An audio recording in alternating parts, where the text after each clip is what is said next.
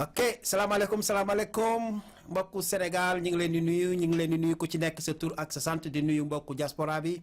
di leen xamal ne dellu si nañu ak seen émission tey mu leer tey nag émission bi dina doon émission boo xam ne émission bu xaw a doy waar la émission bu graphique la parce que ñun ñëpp fu mu nekk nii muy toute la communauté africaine seen xel seen xol seen xalaat yëpp mi ngi nekk ci sunu mbokk yi nga xam ne ñu ngi Libye ndax li xew Libye doon na situation boo xam ne situation bu doy waar la situation la boo xam ne buñ ci jugul ci lu mu gaaw dana yàq lu bëre ba looloo tax fu mu nekk nii boo koy xool àddina bi yëpp ñu ngi mobiliser wu ne serait-ce que pour que li nga xam ne moo fa nekk doon loo xam ne sunu mbokk africain yi ñu ngi koy jànkonteel mu doon tiis boo xam ne dana teggeeku ci lu mu gën a gaaw balaa may sori nag ci programme bi li may def rek mooy présenter leen sunu invité mu nuyoog yéen ñu door a dugg ci waxtaan bi sëñ Alioune. asalaamaaleykum Malick. asalaamaaleykum mbokku Sénégal asalaamaaleykum mbokku diaspora bi ñu ngi nuyu ku nekk ci sa tur ak ci sa sant di dellu si waat nag ci seen émission tey mu leer. jërëjëf Alioune kon xam naa fu mu nekk nii li ñuy def rek mooy jéem a dugg ci biir sujet bi Alioune li xew li bi doy na waar doy waar boo xam ne dafa mel ni loo xam ne. doomu aadama yi demoon nañu ba fàtte ko xalaatuñu ci woon ci àddina lu mel noonu dana am. Sëriñ Malick li génn semaine bi ampleur bu mu am mooy que ne CNN moo ko wone mais ça fait des années que ay images yu gën a graphique li génn CNN di daw ci YouTube jamono ba ñu fekkee fu ni nag jamono bu doy waar la Malick. les institutions adduna yi ñoom li ñuy wax ñoom ñoo amatul doole. seytaane bi dafa dugg dans tous les secteurs de l'activité humaine fu mu ne nii li ñuy wax en anglais failed state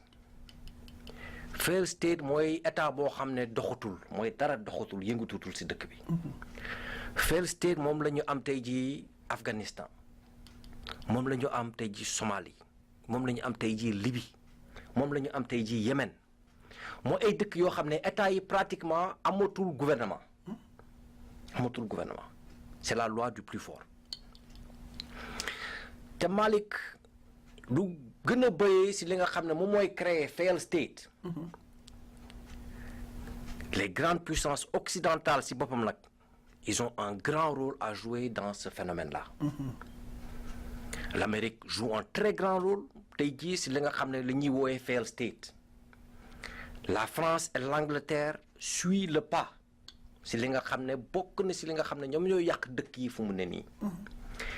institution dëkk yu bëri nag fu mu ne nii yàq nañ ko Malick dëkk yooyu nag tey jii fu mu ne nii c'est l'aventure générale mooy que ne lu waay neex def amatul autorité amatul loi yi nga xam ne tey jii mu ngi daw si dëkk yooyu. responsabilité nag c'est à beaucoup de niveaux Malick si problème yi nga xam ne tey jii gis nañ ko Libye. Il y a des responsabilités dans les gouvernements africains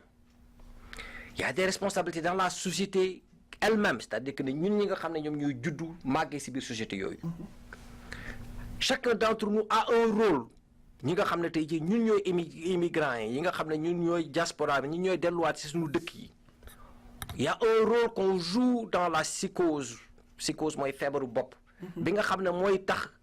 ba xale yii tey jii nekk en Afrique di bëgg a ne Eldorado bi wala aljana si dëkku tubaab bi lay jógee.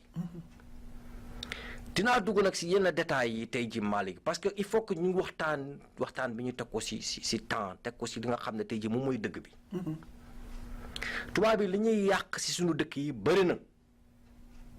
na Malick tey jii Kadhafi bi ñuy jógal Kadhafi jël état boo xam ne c'était l'un des états les plus riches au monde tey jii anarchie totale moo nekk biir Libye moom mooy feeñ si image yi ngay gis tey jii mais Malick seen agent secret yi ñu ngi biir Libye pétrole bii di génn Libye tey jii français yaa ngi fa italien yaa ngi fa américain yaa ngi fa liy xew yii tey jii bi ko CNN di wone ñoom xam nañu lu xew biir Libye ñoom ñoo ko gën a xam ku nekk milice yi ngay gis nii ñuy wax tey jii ñoom ñoo leen di former ñoom ñoo leen di armer ñoom ñoo leen di supporter donc y a rien qui se passe loo xam ne tey jii ñoom yëguñu ko c'est de l'hypocrisie quand ils mettent ces images là sur CNN nous dire que ne ñoom tey jii lañ ko yëg wala nii lañ ko xamee c'est que y a une guerre psychologique ba nga xam ne tey jii ñu ngi koy xeex les Africains. kon su ma la suivre très bien dafa mel ni ce sont des images yoo xam ne dañ ko génnee pour choquer l'humanité. C'est certain et image yooyu c'est que xam nañ ne tremblement de terre bu muy am choc bi muy am si kaw suuf ñoom xam nañ ko c'est-à-dire que ça rentre même dans le sang dans la psychologie même des gens ñu tiital xale yi africains yi ne leen bu leen ñëwati fii parce que lii mooy xew fii soo leen fi ñëwee mais ñun c'est pas ce qui nous intéresse aujourd'hui parce que ñoom am nañu seen ay plan man plan bi dama koy wax rek pour que ñu xam ne ñoom lépp lu ñuy def ñun xam nañ ko c'est pas qu'on soit bête on comprend exactement ce qui se passe les enjeux yi nga xam ne tey jii ñoom la ñuy rencontrer tey jii ñoom ñu tubaab yi quand ils avaient besoin de nos fermiers ñoom ñoo ubbi woon valve bi liy xewoon yëpp ñoom ñoo ko bàyyi woon ñu indi seen tool yi en Espagne wala en Italie wala en France ils avaient besoin de cette main d'œuvre africaine pour ñu ñëw béy si tey jii ils n'ont plus besoin de cette main d'œuvre là la ñu soxla mooy une main d'œuvre beaucoup plus qualifiée donc buntu boobu robinet boobu fu mu ne nii bëgg nañ ko tëj yoon ñi ñuy wër nag pour tëj robinet boobu fu mu ne nii moom la ñuy gis nii mais l'événement tout lépp li ngay gis tey jii muy génn BBC wala muy génn RFI wala muy génn France Inter wala muy génn ay CNN y a rien d'accidentel Malick. mais Libye Aline moomu jaam dafa jeex l'esclavage a été aboli du loo xam ne dañu war a toog 200 ans encore après di ko dund ndax li xew Libye boo gisee ni ñuy maltraiter par exemple les Africains doy na waar dafa mel ni ba Kadhafi jógee ci dëkk boobu ba léegi dëkk boobu ça ne va plus. ah mais dara du fa doxati Malick te loolu moo leen arrangé parce que sàcc bi si lay gën a yomb les puits de pétrole yi nga xam ne Kadhafi xaalis bi moo ko doon contrôler ko jox Libyen léegi ce sont des firmes internationales ñoom ñoo koy contrôler ñoom ñooy les multinationales yi nekk si kaw si marché bi fu mu ne nii ñoom ñooy pàccoo pétrole bi Malick il faut que les gens se disent la vérité les grands bandits c'est les grandes multinationales ñi nga xam ne ñoom moom adduna bi ñoom ñooy contrôler les grands politiciens si muy américains yi muy français yi muy ñeneen c'est les grandes multinationales ñoom ñoo contrôler adduna bi Malick donc lii xew tey jii yi yëngatu yi ngay gis nii yëpp tey jii musiba yi ngay gis nii yu bëri si seen loxo lay jaar mais kooku tey jii jaam bu jaam officiellement jeex na Malick mais c'est pas vrai il y a de l'esclavage qui se passe aujourd'hui en Arabie Saoudite il y a plein d'Africains yi nga xam ne tey jii ñu ngi biir Arabie Saoudite c'est des esclaves Malick ñu ngi Liban c'est des esclaves ñu ngi Jordanie c'est des esclaves esclavage musul jeex ci kaw suuf il faut qu'on se dise la vérité tey jii ici soo duggee biir New York tey jii y a de l'esclavage moderne sweatshop yi nga xam ne ñu ngi fa prison américaine yi nga xam ne nit ñaa ngi fay di liggéey te kenn fay leen c'est de l'esclavage Malick donc package bi ñuy joxe xalaat bi ñuy packager nit ñi loolu moom mooy problème bi fu mu ne nii mais que ne l'esclavage a quitté cette planète c'est pas vrai ñun nag en tant que peuple africain peuple noir am na responsabilité boo xam ne tey jii ñun tamit on doit assumer ces responsabilités là adduna dafa salte Malick jamono bi ñuy dund nag fu mu ne nii c'est pas que ne salte bi c'est que internet bi wala média yi dafa yomb accès léegi dafa gën a yomb l'information est rapide oui parce que man li ma seetlu avec situation bi nga xam ne moo xew nii Libye en ce moment boo koy xool dafa mel ni les populations ñoom seen réaction moo gën a gaaw que réaction étatique parce que ba léegi dégguma benn président africain boo xam ne taxaw na jël ses responsabilités waxuma bind de mais jël ses responsabilités à haute voix dénoncer li nga xam ne moo xew biir Libye. Malick les États africains ont une responsabilité xam nga semaine bi ñu génn ils avaient une conférence à Dakar pour parler de la sécurité en Afrique. surtout dans le Sahel. terrorisme bu gën a mag tey jii Afrique pauvreté la Malick. terrorisme mooy ki nga xam ne terreur mooy li nga da ngay tiital nit ñi. tiit bu gën a rëy tey jii si kaw nit ñi c'est la pauvreté Malick. xam nga nit boo xam ne tey jii jóge na kër baayam ak kër ndeyam dugg si ay gaal Malick. te gaal yoo xam ne tey jii ce n'est plus un secret de polichinelle bi nga xam ne tey jii nit ñi dañuy taxaw naan lii am na wala amul lii dëggal wala dëgg xam nga loolu fu mu ne ni kenn waranteetul loolu. que nit ñaa ngi dee si gaal yi. ko kenn xamal leen kooku leer na ñun ñëpp. problème principal bi ñu am tey jii Malick mooy que ne les gouvernants africains n'arrivent pas à résoudre le problème de l'emploi en Afrique. donc on a toute une jeunesse bi nga xam ne tey jii elle est là elle erre amul avenir Malick tey jii soo yeewoo biir kër. jàng nga peut-être am nga baccalauréat peut-être am nga licence peut-être am nga maîtrise nga toog si biir kër liggéey te la sa papa di yow di la romb soo añee ba léegi moom moo lay jox nga añ soo reeree moo la jox nga reer munoo takk jabar munoo def dara Malick y a pas d'opportunité yi nga xam ne tey jii ça peut te permettre de yore sa kër bopp te fu mu ne nii dans la psychose du peuple africain mooy que ne liggéey il faut que man jàng naa il faut mu liggéey bureau. c'est pas vrai y a des problèmes yoo xam ne tey jii dans la société elle-même moom mooy tax ne problème yooyu di am. les gosses qui sont en train de partir si ay Libye wala ay Maroc wala ay Algérie di jaare foofu pour dem mais Malick c'est des sommes énormes yi ñuy fay pour génn sommes yooyu ku toogoon Dakar tey jii liggéey mais tu t'en sors. mais tey jii kër tubaab yi tey jii il faut qu'on se dise la vérité Malick fii liggéey desatu fi. ce qu'on appelle c'est des sociétés post-industrielles. mooy li ñu war a béy je te l'ai dit l'autre jour c'est 3% de leur population moom la ñuy soxla pour ñu béy. c'est moins de 10% seen population c'est à peu près ay 8% ak yooyu ñoom ñooy def industrie li ngay manufacture yëpp li nga xam ne tey jii moom la usine di utiliser. c'est 8% de leur population qui utilise ça. Malick on a à peu près 10% de la population mooy def liggéey dëgg. 90% la ñuy def yëpp mooy pousse ay chaise yëkkati teg yow nga bëgg a yokku si ñooñu Malick mais kooku du dox fu mu ne nii ñooñu amut soxlatuñu liggéey boobu ils n'en ont plus besoin donc le travail il existe toujours chez nous ñun ñoo dese liggéey. ñun tey jii béy bi on n'arrive pas toujours à nourrir nos populations tey jii les industries elles sont non existantes en Afrique pour l'instant. Il n'y a aucun pays qui peut se développer sans une industrie stable.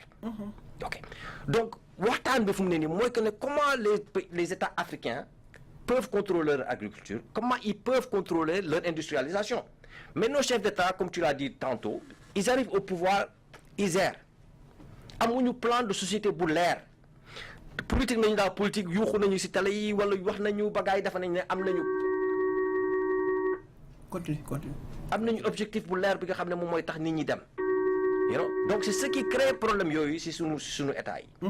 donc quand on arrive au stade bi nga xam ne tey jii état bi egsi na fii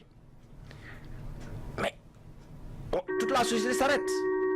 on s'excuse parce que émission bi tey du ñu jël téléphone on n'a pas encore commencé à prendre le téléphone c'est pour cela rek ngeen jéggal ñu quoi téléphone bay sonné Aline tu peux continuer. waaw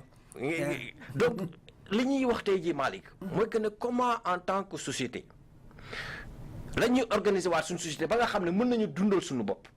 on peut avoir éducation bi nga xam ne moo adéquat ak ñun les besoins dont on a. comment on peut yar suñu doom yi ba nga xam ne tey jii xaru parce que lii xaru la il faut qu'on se dise la vérité. mais Aline ci xaru boobu lay taxaw parce que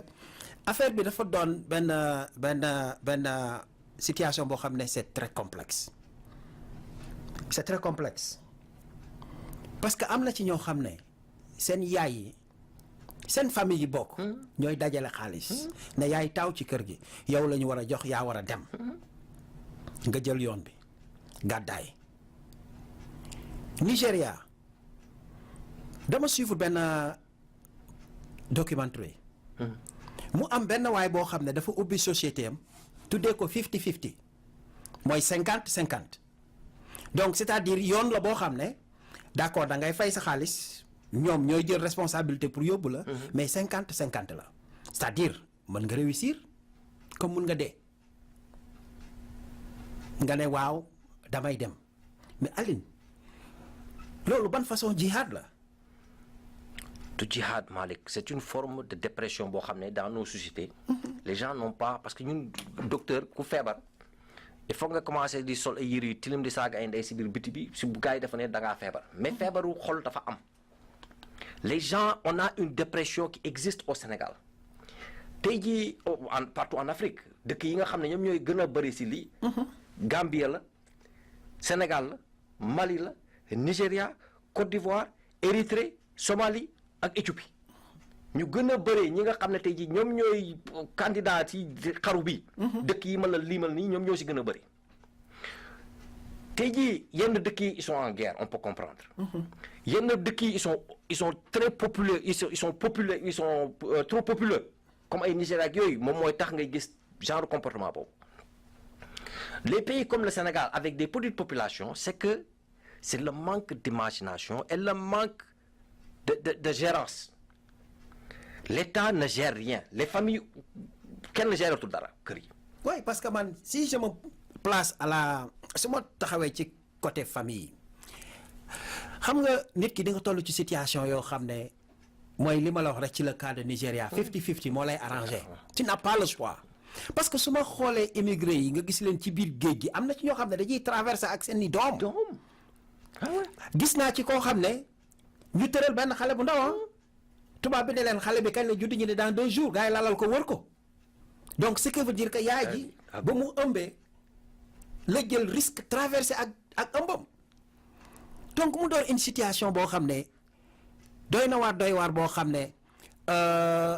suñu gouvernants yi war nañ ci taxaw. gouvernant ak ñun suñu bopp. yes cette responsabilité. il faut pas qu'on se dise parce que quoi qu'on dise nos gouvernements sont faibles. Parce qu'il faut qu'on se dise la vérité Malick un pays comme le Sénégal tey ji mënoo abolir taalibe yi taxawaalu si mbedd yi yow gouvernement jël nga décision ne taalibe waratul taxawaalu biir Dakar loi bi tegaguñu ko sax tu n'as pas la possibilité de nga mettre la loi en vigueur. ñi ngi dox ci tali bi ba léegi. mooy que ne l'État amatul bëñ Malick amatul yat tey jii lii su nekkoon phénomène boo xam ne kër tubaab bi la xewoon mais Malick xale bu ñu fekkati ay Libye ak yooyu ñuy indiwaat la Sénégal mais 5 ans de prison lañ la war a tëj parce que gouvernement loolu gouvernement mooy que ne tu as un comportement boo xam ne tey jii ça va à l'encontre des intérêts de la communauté ou bien de la société mais tu prends des actions tey jii c'est une honte pour tout Sénégalais pour tout Africain boo xam ne tey jii taxaw nga. parce que maanaam sincèrement parlant ak coow ji ni mu mun a demee nii au moins doon na jaadu nga gis benn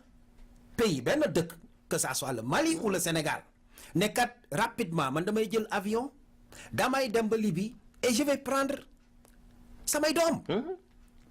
mais Aline man c'est ça qui me choque dans tout le sujet parce que ba léegi gisoo ci benn action. population yi ñi ngi nuñ koy xateeti ñi ngi yuuxu France partout dans le monde gars yi ngi réagir par rapport à ces situations mais amul benn gouvernement africain boo xam ne jël na responsabilité am d'accord mooy li ñuy wax bu ndox tuuree an baax rek ci des les familles ont fait erreur parce que jël nañu seeni doom ndax ñàkk nañu amuñu ndóol nañu jël seeni doom xam nga envoyé leen pour ñu dem bu ñu amee chance yàlla dimbali leen ñu mun ci génn mais bu ñu demee ba dara desul dul ñuy dégg ne hey ñi ngi dajale sénégalais yi mauritaniens yi ak ñeneen di leen jaay à 400 francs $400 du moins mais Aline loolu jéggi na dayoo te y a personne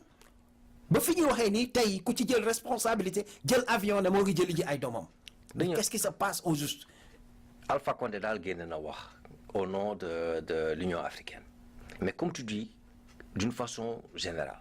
wax jooju politique la. non politique la mais. parce que wax ju àndul ak action politique la. mais Malick. tey jii su nekkoon ne lii dëkku tubaab la xew. Nations Unies yeewu nañu woote nañu meeting. bi américains yi fii bi ni ñu ko waxatee bi jihad yi duggee fii dóor seen tour yi fii. mais du ñu dem conseil de sécurité des Nations Unies woote meeting. ñun tey jii on devrait appeler le conseil de sécurité des Nations Unies que la France et les États-Unis ñi nga xam ne ñoom ñoo créé problème bi ñu jël responsabilité suñu doom yi nga xam ne tey jii ñu ngi leen di jaay ñu dugal leen avion delloo leen ku nekk sa biir dëkk tey jii mais ça c'est tout simplement c'est un acte boo xam ne tey jii ça résout tout simplement le problème d'aujourd'hui. Le problème il est beaucoup plus vaste et beaucoup plus grand que ça, Malick. tey jii même suñu nekkee ne tey jii waruñu la ay image Algérie wala waruñu la ay image Égypte waruñu la ay image Maroc mais lu xew tey jii dëkk yooyu yëpp tey jii ay musiba la Malick suñu doom yi lii may wax tey jii li a gën a tuuti si li ñuy def fu mu ne nii ñu ngi leen di rey di jël seen ay organes di ko jaay si marché bi Malick di dagg ay nit y a des images yoo xam ne man c'est tellement écœurant que ne mënoo taxaw sax di wax. xam non naroon nañ ko wane. non loolu c'est des images nuñ koy waxateeti un peu tragique moo tax bëgguñu ko wane mais c'est une réalité c'est une réalité boo xam ne daf fi nekk te nos gouvernement war nañu yeewu te jiital population yi mais nekkee fi dara lu dul seen bopp. population yi Malick il faut ñu yar leen télé Sénégal rajo Sénégal émission bu dul émission wu jinne war na am chaque 15 minutes 20 minutes. ñu wax ci fléau bi ñu wax nit ñi tey jii dëkku naar yi ngeen di dem dafa ne aljana ngeen fay fekk. ay musiba ngeen fay fekki. ils utilisent les gens les femmes les hommes comme des esclaves comme du bétail tey jii kenn ku leen wax tey jii dëkku tubaab bi fii dafa neex fu ne nii ay waxu caaxaan la Malick. te rafetal wax moo tax may wax. ay sang màggetu tubaab lañ fi nekkee. tey jii amul gloire bi nga xam ne tey jii lii xaalis bi ngeen di gis ñi ku nekk immigré yi ba nañ ba léegi ku leen di woo jógee Sénégal sax ñu bañ a tontu téléphone bi. parce que may ma suba ngoon may ma dafa ngeen ne immigré yi fu mu ne nii amuñu soxla adduna. di nga fi gis nit ku fi def 20 ans 30 ans il n'a rien réalisé alal bu mu fi am yëpp mayee na ko ay mbokkam. amatul leen yërmande si kaw nit ñi amatul leen gis-gisu dul loo mën a jël si kaw nit ñi suuse ngeen nit ñi ba desetuñu dara immigré yi nag fu mu ne nii sonn nañu Malick doomu Sénégal seen yaay yeeg seen baay lu ñu am tey fooweekaay xaalis boobu c'est pas que ne day liggéey xaalis boobu nit ñaa ngi koy yóbbu Sénégal tout rentre dans la consommation tout nag je te dis bien lu ñu jël foowee ko takkee ko sa nijaay bii de dafa war a takk jabar am na ñeenteelu jabar loo ko fay joxe sa tante bay dafa war a jóge màkk ñu jël xaalis bi dugal kee de daa war a ngénte yu dul jeex. te duñu réaliste mukk. du nu ñuy réaliste mukk duñ ko def parce que da ngay xool ku jël ay oram jël bien yu mu amoon yépp dajale ko jëndee ko jox ko nit ne ko da ngay dem. te alal bi nga ko dajaleel mu toll ci ay 3 millions 500 mais Alioune peut-être nous on est un peu mal placé pour wax ci mais dëgg rek la da nga koy wax te dee xaalis la boo xam ne mënoon nga ko jëriñoo biir Sénégal mënoon nga ci def lu rëy biir Sénégal même boo doon jënd ay dàmbu mango di ko jaay c'est mieux. Occidentaux yi dafa jeex Amérique dafa jeex France dafa jeex Italie dafa jeex Espagne dafa jeex y en a plus rien ici njaboot moo ñu fi bàyyi donc message la boo xam ne ñu ngi koy envoyer à tout Africain tout jeune Africain xam nañu ne suñu gouvernants yi ils sont plus capables ndax fa ñu waree daggee buum bi daggee wuñ ko fa. On dirait qu'on est toujours colonisé amu ci benn état boo xam ne yow war nga mun a taxaw jël sa ay responsabilités personnelles en commençant par le Sénégal dañuy toog rek di recevoir ay instructions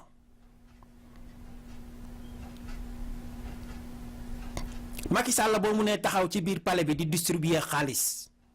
waroon nga dajale xaalis boobu ne sénégalais ñu ngi leen di jaay au niveau de Libye ñu ngi leen di torturer foofu nga jël avion sans réfléchir te doo tàggu kenn dem jëli say doom indi leen su boobaa ñu ne la waaw góor mais da ngeen ñu rusloo da ngeen ñu gàcceloo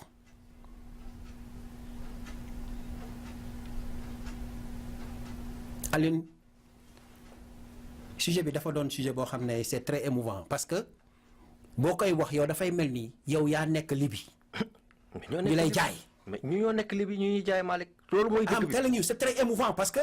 on ne parvient même pas à contrôler les mots on ne parvient même pas à contrôler xam nga fi ñu jëm bien que ñoo ngi ci biir pace bi mais doy na waar trop quoi affaire bu doy waar la ñu nekk nii. Malick lii il faut que ñu saslu ko suñu bopp ku nekk chacun d'entre nous prenne ses responsabilités. c'est un fléau boo xam ne c'est nos sociétés failure nu ñu ko waxte sa tubaab mooy société bi dafa jaaratul yoon. mooy que ne la famille ne contrôle plus l'individu Malick. tey ji da ngay dem biir Dakar xale bu am 11 ans 12 ans toog si bopp koñ bi ne bàyyi na jàng papam di ko romb yaayam di ko romb mu nekk si biir kër. kenn amul autorité boo xam ne dina ne boo ñu fontoo fii kër gi soo fi naree nekk da ngay jàngi te gos da ngeen di tuumaale. xam nga quand une société est en perte de vitesse ba foofu il faut que ñun suñu bopp ñu xoolaat suñu bopp la moo feebar si ñun tey ji da ngay jóge fii Amérique ngay ndongi liggéey bu dul liggéeyu jinne dañ ko def 2-3 boulots pour seulement survivre. Tu vas en Afrique tu fais croire aux gens que yow tu vis dans xawma l'Eldorado Malick. Je vais vous dire une chose te loolu yëpp ay crédit la c'est des crédits du loo xam ne en général sax lu ñu liggéey la ñi nga gis ñiy bonde foofu yëpp xaalis la boo xam ne dañ ko lepp yóbbu ko Sénégal pour feetu. Malick ñooñu nag ñoo yàq booy yëpp parce que booy yi ngay gis tey ji ñuy màgg si koñ yi. ñu gis gars yi di ñëw genre Alexandre bi liggéeyul gontu amul lu mu réglé. mais suñ ñëwee tey ji yëre yu bees rek lay sol di xeeñ parfois ñuy may ay 5000 ak ay 10 000 ñu ne ay waay góor a suñ dellu si waatee nag dellu si waat si 4-5 job yi nga xam ne du nelaw du am fu mu fanaan loolu moo yàq suñu dëkk yi te il faut qu'on soit honnête avec nous-mêmes Malick ñun masla nee naa leen si sur la forme nit du masla sur le fond nit du jël fen def ko dëgg loolu c'est pas possible Malick dëgg fu mu nekkoon démb foofu rek lay nekk. La société sénégalaise ngistal bi dafa dugg si loo xam ne tey jii kenn xamatul ban genre problème la ñu am sax fu mu ne nii Malick problème mu bopp yoo xam ne ay dàll yi nga sol lan laak pantalon bi nga sol lan laak chemise bi nga sol lan laak ay magum jëm yoo xam ne dem nañu ba dikk loolu mooy seen problème tey jii. problème mu société bi nag kooku du problème mu Macky Sall du problème mu gouvernement kooku ñun suñu bopp si suñu biir ñoo war a toog si biir kër yi. waxtaan. yarante suñu bopp mais ku nekk di jaay sa morom ngan di puuk rek di jaayante tey ji ngénte kee moo ëppoon sa ngénte wala mariage su kee moo ëppoon sa mariage suñu ñëwee takk ay or yi ba fii fekk ku nekk si ñun tey ji Malick ñun Sénégal bu nekk am nga nijaay wala mbokk boo xam ne sorewula trop boo xam ne tey ji il vit dans la misère donc la misère sorewuñu kenn y a pas un Sénégalais tey ji ak loolu yàlla may sutura tey ji y a aucun d'entre nous tey ji boo xam ne tey ji sore na pauvreté c'est pas possible te je parle de ton sang lu la jege akal laa waxuma du fu sore donc ñuy jaarante ay maanaa si biir dëkk boobu daf c'est de l'imbécilité tu m'excuses le langage. Non, ça peut passer parce que il faut que les gens comprennent le message parce que bof il le faut vas-y continue. Donc affaire bi fu mu ne nii absurdité yooyu la ñu war a génnee si société bi Malick. qu'on devienne des gens entiers. ñu jëlaat société bi nekk ku nekk tey ji comment on peut travailler ensemble ba nga xam ne suñu doom yi du ñu deewati si biir àll bi Malick parce que ce que tu viens de dire libyen sénégalais bu ñu fa jaay nañ la jaay nañ ma su comportement yooyu yàggee fii la ñuy jaay biir Amérique bii wala feneen ak feneen parce que en fin de compte ñun xam nga on ne fait que réagir on joue jamais à l'offensive comme je te dis toujours nit nag mënoo di jouer chaque jour défense. Il y a un moment boo xam ne il faut qu'on soit proactif qu'on dise quels sont les jalons yi nga xam ne war nañ ko teg fu mu ne nii ba nga xam ne genre phénomène yi dina fi génn te le gouvernement doit prendre ses responsabilités doomu Sénégal bu ñu jëlewaat Libye wala feneen ak feneen si immigration illégale bi kaso lañ la war a dugal et ça je ne blague pas il faut que xale bu ñu fi jàppati tey jii ngay jéem a dugg si désert bi wala ngay dem feneen kuñ ci jàppati nañ la dugal kaso ba ñu xam ne ku ñu jàppati if ngay jaay billet pour que ngay jaay trafiquant ku ñu ci jàppati 10 ans de prison ferme trafiquant ku ñu fi jàppati tey ji ngay jël ay xale di leen yóbbu si àll bi di leen miraateloo ay Eldorado yoo xam ne amul fenn ku ñu ci jàppati fu mu ne nii il faut que la loi soit très claire et qu'elle soit très dure 10 ans de prison ferme amatul léegi doomu Sénégal boo xam ne nañ ko seetaan ñuy bàyyi fooyekaay yi te la société doit prendre ses responsabilités le gouvernement doit prendre ses responsabilités te fu mu ne nii lii dafa luy jot na lii dafa il faut mu dal ci fi il faut mu dañ fi ngeen baal ma àq nag. jërëjëf Aline en tout cas c'est un point boo xam ne c'est très sensible mais il faut qu'on en parle comme ni ñu koy waxee rek responsabilité yi ci boobu côté yëpp la ci ñaari côté yëpp la muy du côté du gouvernement comme du côté des familles ñu xam ne lii léegi dootul loo xam ne 20 ans ci ginnaaw affaire yi yomboon na mais jamono jii ñu toll nii ce n'est plus facile comme ni nga ko waxee ci commencement bi gars yi bëggatuñ ñu ñun ñi fi nekk di ko dund xam nañu lu xew mais dañ ko dul wax parfois mais gars yi bëggatuñ ñu donc comme xamuñu qu'est-ce qu'ils vont faire avec nous ñun ñi nga xam ne ñoo ngi fi ba pare xamuñu lan la ñuy def donc naka la ñuy mën a jëlee yeneen nit yu bees dugal leen fii moo tax ils vont tout faire lu ñu mën dañ koy def bu ñu mënoon jël sax gaz rey ñëpp dañ koy def donc il faut que ñu ubbi xel yi ubbi xol yi relax te xam ne am yàlla rek a koy joxe yàlla rek a koy joxe tey boo waroon fii muy Amérique di fu mu munti doon Europe 75% des émigrés yi nga xam ne ñi ngi fii di dund tey si c'était à refaire ils vont jamais le faire. waxate ko de. Si c'était à refaire ils vont jamais le faire et je le dis à haute voix mais je me souviens li ñu suñu mag boobu waxoon rek jaan buy mataate la boo xasee ba dugg fii ba vayen bi ne la pop c'est fini sama benn grand ba mu fi njëkkee ñëw Malick daf ma tas ak moom mu ne ma booy ku yàlla bëgg a toroxal kese lay indi si biir dëkk bi Malick dëkk bi neexalul kenn ku leen taxaw di leen ne immigration dafa neex da leen di fen c'est un grand mensonge tey ji Malick ñun lu ñu xam tey ji moi je dis que ne bés bu ñu indi woon Sénégalais yëpp tey ji Amérique pendant 1 an billahi Sénégal développé parce que li ngeen di nangu fii li ngeen di nangu liggéey fii soo leen ko defee Sénégal ñu génn si condition fen bi nag mu war a dañ gouvernement boo xam ne dafa dëgguma moo ñu war a tegu foofu nit ñi liggéey mais tant que caaxaan bi ak foo bi mooy c'est ce qui prime sur tout ay nit ñoo xam ne seen soxla àdduna yëpp fecc ak way la mais Malick kooku musiba nga société boobu si musiba lay dëkk. weesu na foofu. donc fu mu ne nii il faut qu'on se prenne un peu au sérieux que les gens sachent que la situation est grave xale buy yeewu suba teel gudd kenn wax naa la ko fi bakken bés bu ko yàlla créé dafa ne da nga gudd fan kuy gis dee di ko sóoru mooy que ne fu mu ne nii dara desatu fa Malick yaakaar jeex na foofu kooku mooy koo xam ne tey ji amatul dara loo xam ne yaakaar naa ko si ko suuf. société ne nit su fa xase ba egg ba nga xam ne seen ay doom ñu ngi dee si biir ndox mi war nañu taxawaat xoolaat suñu bopp waaw Malick fu mu ne nii lii c'est pas un sujet boo xam ne on peut résoudre ça dans une journée mais chacun d'entre nous que ñu bañ a jël rek parce que hype nañ ko fu mu ne nii ñu wax ci léegi dugalaat ko si territoire yi il faut que nos comportements changent Macky Sall il faut que tu prennes tes responsabilités si affaire Libye bi que tu appelles l'ambassadeur que vous preniez des décisions fermes avec l'Union africaine africains yi bu ñu jàpp fu mu ne nii si biir Libye ki ngeen wax ak gouvernement américain bi ngeen wax ak gouvernement français ils ont des responsabilités dans ce truc là que lii dakk fi ñu delloowaat ñu suñu ay doom ñu ñibbi suñu dëkk yi mais xale bu ñu fi jàppati fu mu ne nii et ça il faut que ça soit très clair dans xam naa di ngeen wax ne que ce soit clair dans la tête des gens lii xaru c'est pas permis kuñ fi jàppati tey jii il faut que y ait conséquence pour que nit ñi bàyyi wax affaire bii waaw lii tant que mu ngi fii dëkk nag musiba la ñuy jural ñun ñëpp waaw. Alioune jërëjëf je pense que le message est bien passé gars yi dégg nañ ñu bu baax a baax waxuñu ko nag ak état d'âme mais dañu bëgg ngeen dégg rek au juste ñun fi ñuy waxee quoi parce que c'est un message qui nous tient vraiment à cœur et loo xam ne la dafa war a dakk dafa war a arrêter mais Alioune d'accord famille yi am nañu responsabilité mais gouvernement yi aussi ils ont plus de responsabilités je te donne un exemple barke démb jàpp nañ fi ay américains sportifs basketteurs yu ñàkkul dara dem ba Chine sàcc ñu jàpp leen war leen tëj seen giiru dund Donald Trump je ne l'ai jamais respecté je le dis musuma ko respecté mais je l'ai respecté à cause de ce geste qu'est-ce qu'il a fait dafa woo président Chine ne ko hey libéral samay doom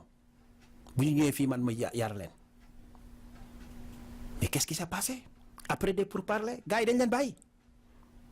ñu indi leen fii mu defal leen ay suspension boppam c'est-à-dire gis nga njiit il faut que ngay jël sa responsabilité regardless ak nu mu munti demee da nga war a jël ses responsabilités c'est pour cela je ne suis pas content de l'État sincèrement parlant non. parce que mbumbaay bi comme ni nga ko waxee ak sourd oreille bi nga xam ne ñu ngi koy def la ñu war a bàyyi même suñu nekkee ci situation boobu xam ne on sait que xale yi ba ñuy génn Sénégal tàgguwuñu gouvernement bi erreur d'accord mais bu fekkoon dañ leen jàpp ne dañ leen tëj kaso simplement d'accord mais jaay nit. ah non lii kay. jaay nit yow nga nekk président même bu fekkoon benn sénégalais moo fa nekk man duma nelaw avion Pointe de Sangomar moomuloo ko c'est pour les sénégalais la moindre des choses xanaa libyen yi duñ leen a doog fi gaare da nga war a jël sa responsabilité gars yi xam ne góor nga dawal ko ba foofu ne samay doom laa jël si kan moo la koy tere. kenn du la ko tere moom Malick. mais Alioune ba ñu bëggee jëli Assane Diouf dañ ko dem jëli indi ko Sénégal mais ñii nga xam ne dañu nekk dans des situations dramatiques nga taxaw di seetaan non sincèrement tey on parle à cœur ouvert nañu gars yi xamal ndax ay góor lañu wala ay jigéen lañu bu doon ay jigéen sax I think it will be better ndax ñoom am nañu xol. politique dafa doy waar Alioune. politique u Afrique de Malick da ngay ñëw si nguur pour noos mais liggéey je te le dis l'autre jour yow dañu lay fayal courant dañu lay fayal ndox dañu lay fayal foo dëkk dañu lay fayal oto yooyu dawal dañu lay fayal ñi lay toggal sax dañu leen fay mais Malick ñun lu ñu la laaj mooy nga jóg liggéey quand des situations comme ça viennent que toute l'Afrique se mobilise qu'on prenne des décisions ñu xam ne lii on la duñ ko seetaanati que ñu dem fu baat nekkee benn ñu taxaw ne lii bu mu fi amati. Comme j'ai dit tantôt les Américains ont une grande responsabilité dans ce phénomène-là li xew Libye tey jii Obama am na si rôle Sarkozy am na si rôle donc c'est des responsabilités yoo xam ne tey jii war nañu dem parce que fair state yi li ma la wax nii ñoom ñoo leen di créer guerre yi nag ñoom lay arranger parce que ñoom ñoo la seen multinationales di dem di noos si dëkk yooyu. mais ñun ñoo ko nangu. mais ñun nag ñoo war a taxaw jóg. ñoo ko nangu sincèrement ñoo ko nangu. population parce que da ngay xool Alioune sincèrement bu Mugabe demee moi je gisutuma benn panafricanisme gisutuma kenn koo xam ne buñ ko ne Afrique ngi nii sa bakkan ngi nii mu ne non. du ñu am fit boobu Malick. fit ak gët boobu la gars yi amul man qu'est-ce que je ne sais pas parce que peut-être moi ce que je pense fu mu nekk nii le plan le plus simple mooy dañu war a dër Afrique. comprendre nga ne o ay otondraan. non Malick suñu egg boobu. non parce que defe naa explication ya Alioune explication yi dafa doy waar gars yi ay otondraan la ñu war a jël dër Afrique complètement ne nit ñi moytu leen fële gars yi dër ko complètement ne léegi xoolal one country forever. waaw loolu comprendre nga mais dafa doy waar. moom la ñuy ñaan yàlla fu mu ne nii Malick mais fu mu ne nii. c'est pas tu sais avant que changement am parfois il faut que nit ñi dem de bësës ba ñu xam ne amatuñu beneen choix ñu door a taxaw xeex parce que xeex Malick du ku nekk la yàlla di may kattan nga mun taxaw xeex sunu état yi duñ leen génnee ci seen structure ñun je t'ai dit l'autre jour làkk yi ñuy làkk du sunu làkk xalaat bu ñuy xalaat du sunu xalaat donc c'est difficile nga mën gérer ton quotidien alors que tu vis li ngay dund fraude la c'est pas possible il y a une certaine authenticité boo xam ne c'est nécessaire pour que nga mën liggéey pour que nga mën xalaat tey jii nos gouvernements ne sont pas applicables à nos réalités gouvernement la yoo xam ne san duñ ko yëkk xam nga ni naa la keroog nit xol la nit lépp looy def dafa mel ni rek authenticité bi ngay wax nga juddu ñu tuddee la Alioune santale la Samba nga dem ba màgg ñu ne la non Jean-Pierre nga tudd léegi quoi mais comment. loolu nag mooy wax ji ñun Jean-Pierre boobu xam nga Jean-Pierre du ma ko yëg parce que loolu tuddeewu sama papa tuddeewu ma ko sa parce que booy dox nit di la woone la Jean-Pierre yow da ngay continuer dem sa yoon. loolu nag mooy wax ji Malick parce que gouvernance bi ñu amee c'est pas en concordance avec nos réalités yëguñu ko on ne le sent pas. un gouvernement boo xam ne tey jii duñu doon toog si suufu garab ñun ñëpp ku nekk joxe sa xalaat ku nekk waxtaan ne Malick de si jikko yi ñu gisagum moom moo ñu si doy jiit ñu jël la def la teg la fal la mais Malick les populations ñi nga xam ne ñu ngi lay gis ngay dox di dem di dugg ak ñoom si biir jàkkee di dugg mais ñooñu it te sant su nekkee ne yaa ngi taxaw am na soxla ñu taxaw yéen la mais Malick mais ñun problème bi da la ñu am tey jii léegi da nga ne ko loolu am na nga ne waaw mu ne jaaral kër ga mais xam nga kooku tu vas régler ce problème des gens là parce que yow tant que leader tu vis avec les populations ok ñun forme de gouvernance bi ñu am tey jii ce n'est pas nos réalités un président qu'on isole qu'on met dans une maison boo xam ne tey jii ay garde la ak leneen tey jii yow tey jii à part courtier yi nga xam ne tey jii ñoom ñooy ñëw pour kenn du tas ak yow kenn du xam mënu wax ak yow amul assemblée nationale bu forte bi nga xam ne tey jii ñooñu nga xam ne ñoom ñooy jege population ñooñu dañu am benn ku nekk tey jii yaa ngi calculer ni ngay dem amee essence wala Macky tey may na ma passe wala leneen loolu la ñuy calculer maa mu jël caisse noire bi distribuer. loolu nag mooy gouvernance fu mu ne nii donc les gouvernants la gouvernance et la réalité des populations il y a une dafa am séparation bu grave donc il faut que ñu raccoler loolu si dundu it il faut que les populations comprennent que ni dundu Malick dafa am ñaari genre consommation dafa am graine boo xam ne dama koy lekk wala graine boo xam ne dama koy ji mais su nekkee sama soxla àdduna yëpp ma koy lekk rek Malick mais Malick suba du am dara suba du ma fa fekk dara parce que je n'ai investi sur rien du tout ñun il faut que ñu yaraat suñu bopp d'une façon bi nga xam ne ni ñuy xoolee dund avec la réalité dafa jegante sax mais tant que ñun tey jii nee naa la ñaan daf ñu yomb fu mu ne nii mayema bi mais mayema bi en fin de compte kenn xamatul liggéey lu muy jëriñ nag parce que en fin de compte lépp loo soxla tey jii da ngay taxaw tàllal sa loxo waaye nga xool ni ngay def ñàkk ko liggéey ko pour mun ko am donc tu as une société boo xam ne tey jii en fin de compte kenn liggéeyatul si dëkk bi kenn je dis bien y a une société boo xam ne tey jii ñii bëgg a liggéey kenn on les met les bâtons dans les roues kenn du leen bàyyi ñu liggéey soo taxawee ne da ngay liggéey sax ñu ne kii xamul réalité Sénégal mais loolu yëpp politique bi la. ah mais politique bi la parce que la politique vient avant tout définition politique sax xamuñu ko parce que politique moom la ñu jiital ci lépp.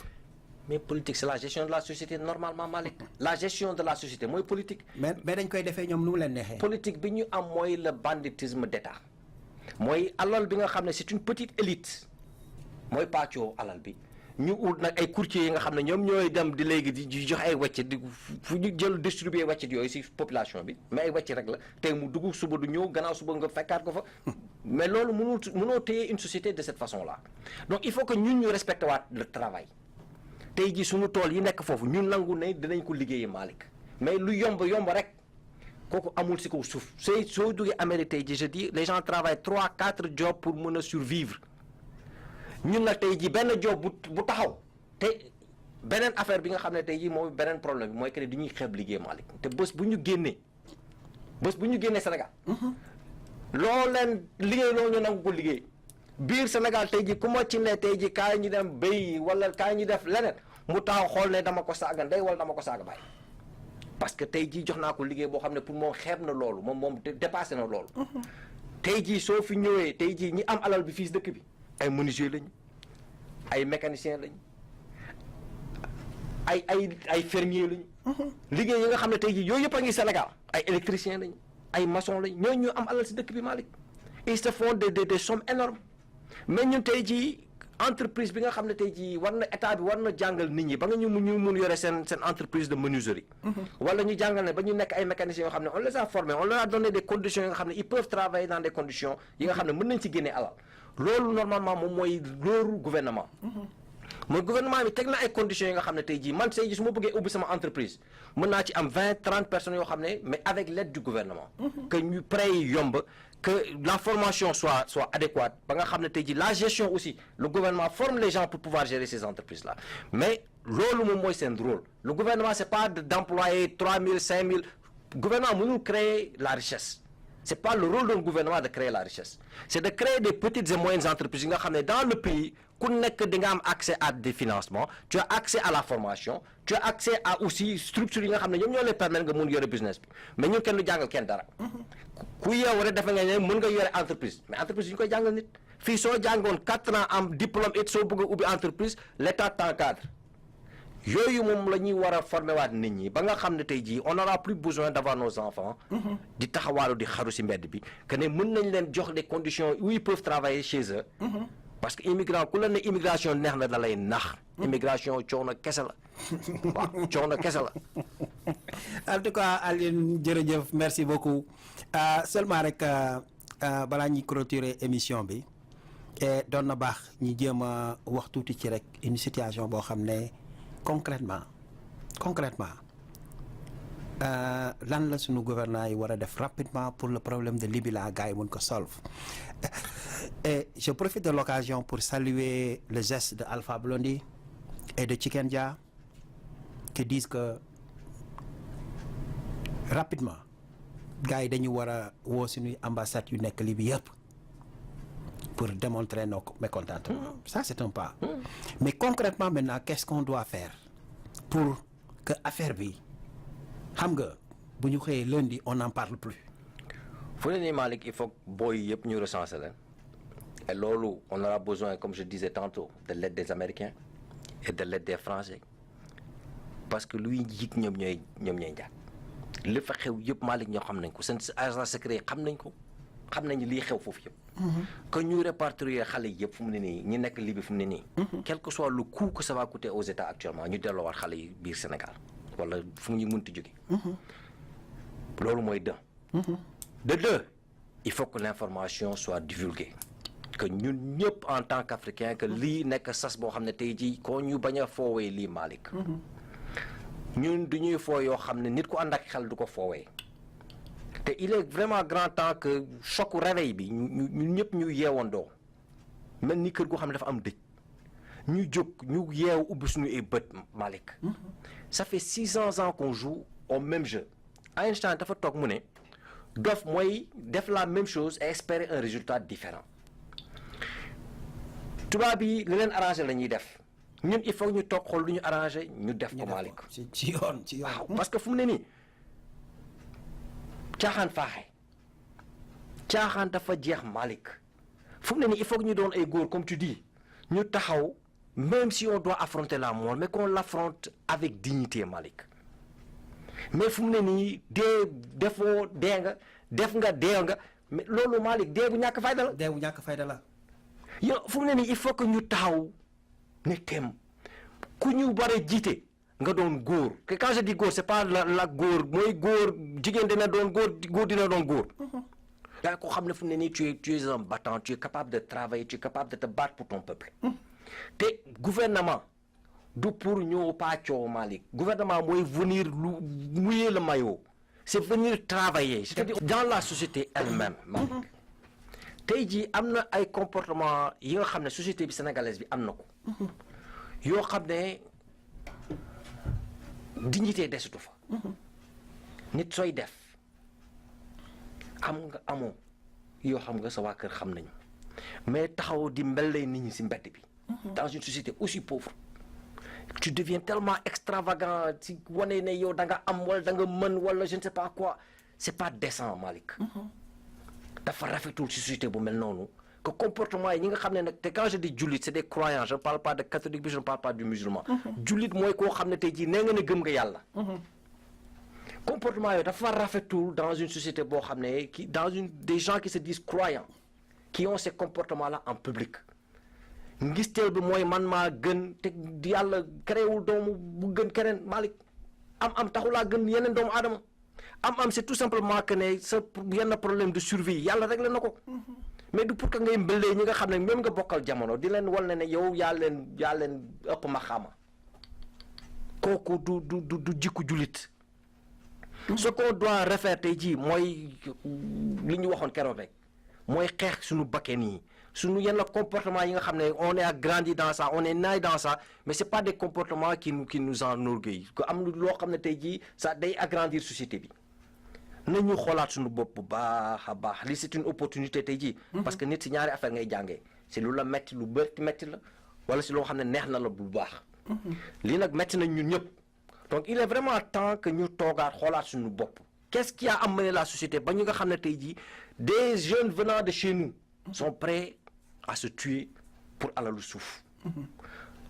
pauvreté bi nag il faut mu dañ fi Malick te kooku liggéey ko fi jëlee parce que franchement comme je te dis tantôt terrorisme bu gën a grave ni nii pauvreté bi la guerre bi ñu war a teg ñun guerre bi ñu war a njëkk a xeex tey jii